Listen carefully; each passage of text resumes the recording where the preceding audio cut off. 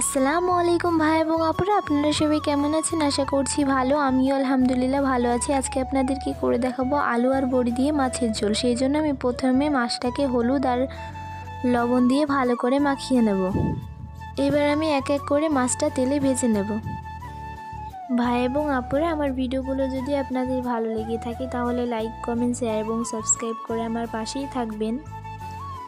আর আমার কথার মধ্যে কোনো ভুল ত্রুটি থেকে থাকলে আপনারা অবশ্যই ক্ষমার দৃষ্টিতে দেখবেন। এদিকে আমার মাছগুলো ভাজা হয়ে গেছে, এবার আমি মাছগুলো তুলে নেব। এই তেলে আমি আলুটাকে লবণ আর হলুদ দিয়ে আর বড়িগুলো দিয়ে ভালো করে ভেজে নেব। বড়ি আর আলুগুলোকে একটু লাল লাল করে ভেজে নেব। এবার আমার ভাজা হয়ে গেছে, এবার আমি তুলে নেব।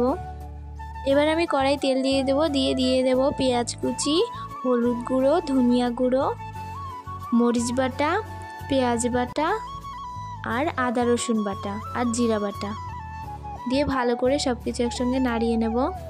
তারপরে এর মধ্যে দিয়ে দেব টমেটো কুচি দিয়ে একটু ভালো করে কষিয়ে নেব। এবার দিয়ে দেব স্বাদ অনুযায়ী লবণ।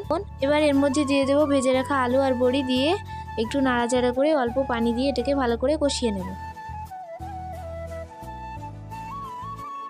এবার আমি কিছুক্ষণের জন্য ঢেকে দেব। কষানো হয়ে গিয়েছে, এবার আমি কিছুক্ষণ নাড়াচাড়া করে এর মধ্যে পানি দিয়ে দেব।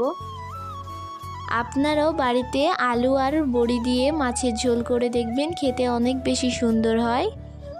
আর আমার রেসিপিটি কেমন লেগেছে আপনারা অবশ্যই কমেন্টে জানাবেন। এবার আমি কিছুক্ষণের জন্য ঢেকে দেব। এবার ঝোলটা ফুটে গিয়েছে, এবার আমি ভেজে রাখা মাছগুলো ঝোলের মধ্যে দিয়ে একটু নাড়াচাড়া করে নেব। মাছগুলো দিয়ে আবারও আমি কিছুক্ষণের জন্য ঢেকে দেব। আমার আলু আর বড়ি দিয়ে মাছের ঝোল হয়ে গিয়েছে। তাহলে আজকের মতো এখানেই বিদায় নিচ্ছি। আমার রেসিপিটি ভালো লাগলে লাইক, কমেন্ট, শেয়ার এবং সাবস্ক্রাইব করে আমার পাশেই থাকবেন।